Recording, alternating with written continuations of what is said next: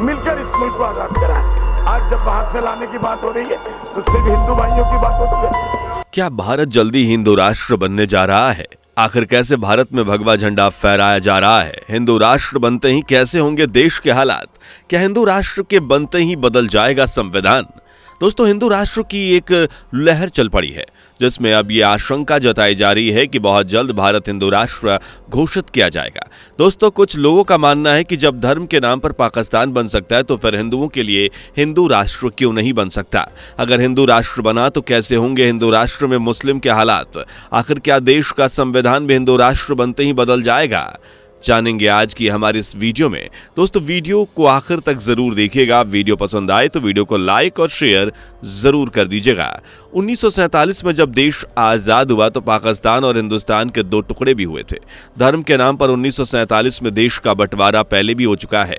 पाकिस्तान मुस्लिमों के लिए बनाया गया देश है, लेकिन कुछ हिंदू आज भी पाकिस्तान में रहते हैं और कई मुस्लिम भी हिंदुस्तान में रहते हैं। बंटवारे के बाद पाकिस्तान जहां एक इस्लामिक देश बना तो वहीं भारत एक सेकुलर देश बना, जहां सभी धर्मों के लोगों को एक साथ प्यार मोहब्बत से रहने का अधिकार मिला।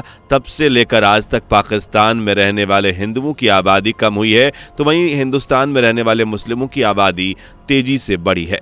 इसी को आधार बनाते हुए आज कई लोगों की यह मांग है कि भारत को पूरी तरह से हिंदू राष्ट्र बनाया जाए। दोस्तों, भारत में हिंदुओं की आबादी सबसे ज्यादा है और भारत में हिंदू धर्म ने जन्म लिया था, इसलिए हिंदुओं के लिए भारत मातृभूमि है। लेकिन पूरी दुनिया में एक भी देश ऐसा नहीं है जहां पूरी तरह से हिंदू देश हो या हिंदू देश कहलाता हो। यही वजह है कि लोग अब भारत को हिंदू राष्ट्र घोषित करने की मांग करते हैं। दोस्तों, आज दुनिया भर में सनातन धर्म की प्रतिष्ठा धीरे धीरे बढ़ रही है। दुनिया के कोने कोने में अलग अलग देशों में रहने वाले लोग भी हिंदूमय हो रहे हैं और सनातन धर्म को अपना रहे हैं। ऐसे में भारतीय हिंदुओं के लिए बहुत गर्व की बात है कि हिंदू धर्म दुनिया में तेजी से बढ़ रहा है। इसके अलावा जब से अयोध्या में भगवान श्री राम का भव्य मंदिर बनाया गया है तभी से भारत में ऐसे लोगों की तादाद बढ़ गई है जो भारत को पूरी तरह से हिंदू राष्ट्र बनाने की मांग कर रही हैं। दोस्तों, भारत में ब्रिटिशर्स से पहले मुगलों का राज था। बाबर से लेकर आखिर मुगल शासक औरंगजेब ने भारत पर लगभग 600 सालों तक राज किया। लेकिन आज मुगलों का भारत पर राज करना मौजूदा मुस्लिम समाज के लिए हिंदुओं के दिलों में नफरत का काम करता है। खासतौर से कट्टर हिंदुओं के दिल में हर मुस्लिम मुगलों की संतान है।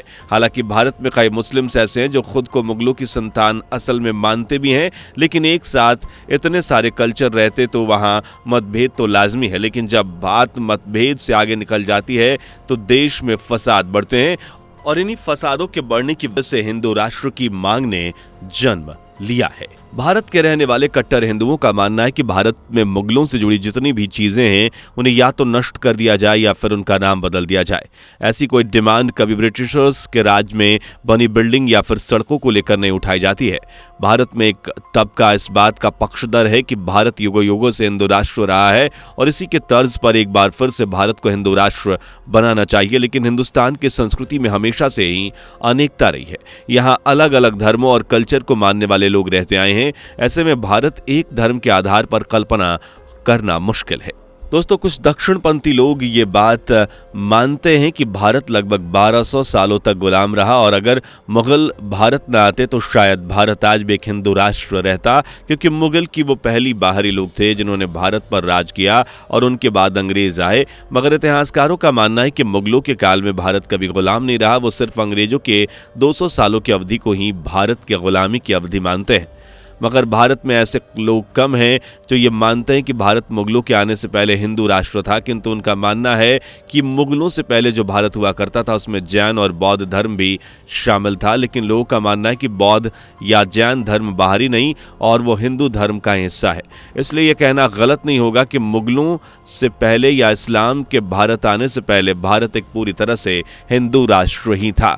हालांकि जो लोग ये तर्क देते हैं कि भारत में इस्लाम मुगलों के आने से आया है तो ऐसा नहीं है।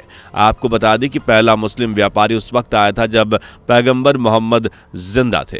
व्यापार करने आए उस मुस्लिम की इबादत की पहली मस्जिद भी बनाई गई थी। आपको बता दें कि वो पहले मुस्लिम व्यापारी भारत में सबसे पहले केरल आए थे और फिर यहीं पर बस गए थे।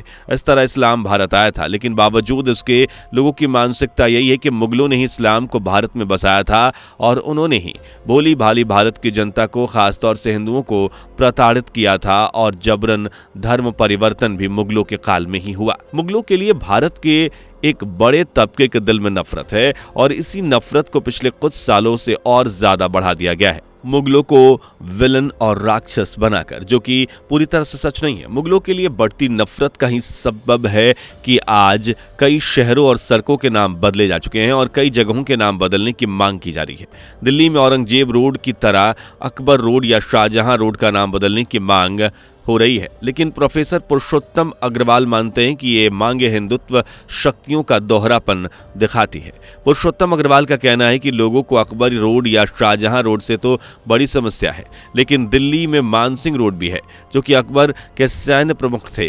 टोडरमल मार्ग और बिरबल मार्ग भी दिल्ली में है। टोडरमल अकबर के वित्त मंत्री थे, बिरबल अकबर के नौरत्नों में से एक थे। लोग अकबर को विलन के रूप में देखना चाहते हैं, लेकिन उनके दरबार में उस वक्त कितने हिंदू काम करते थे उन्हें कोई विलन नहीं मानता।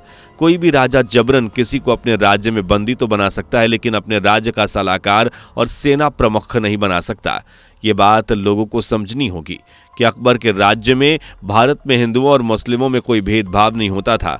अगर ऐसा होता तो शायद बिरबल, टोडरमल या फिर मानसिंह उनके राज्य में उनको राजा मानकर काम नहीं करते। मगर अफसोस इस तर्क का लोग खंडन करते हैं और मुगलों के लिए उनके दिलों में नफरत और बढ़ती जाती है। मुगलों के अलावा उनके पहले आने वाले मुस्लिम आक्रमणकारियों के निर्दयी हमले और प्रताड़नाएं भी एक वजह है कि आज हिंदुओं का एक तबका मुस्लिमों से इतना ज्यादा नफरत करता है। इसी नफरत को अंग्रेजों ने भुनाया था और भारत पर काबिज हो गए थे। देश का बंटवारा भी इसी नफरत के चलते हुआ था, लेकिन अब लोगों में डर है कि शायद एक बार ऐसा फिर से हो जाएगा और अगर ऐसा हुआ तो चीजें बिगड़ जाएंगी। आपको बता दें कि भारत फिर से धर्म के आधार पर बढ़ जाएगा। भारत के हिंदू राष्ट्र घोषित करने में कई संस्थाएं जमीनी स्तर पर काम भी कर रही हैं। ऐसी आशंकाएं लगाई जा रही हैं कि अगर मौजूदा सरकार एक बार फिर सत्ता में आई तो शायद अगले चुनाव तक देश को हिंदू राष्ट्र घोषित कर देगी।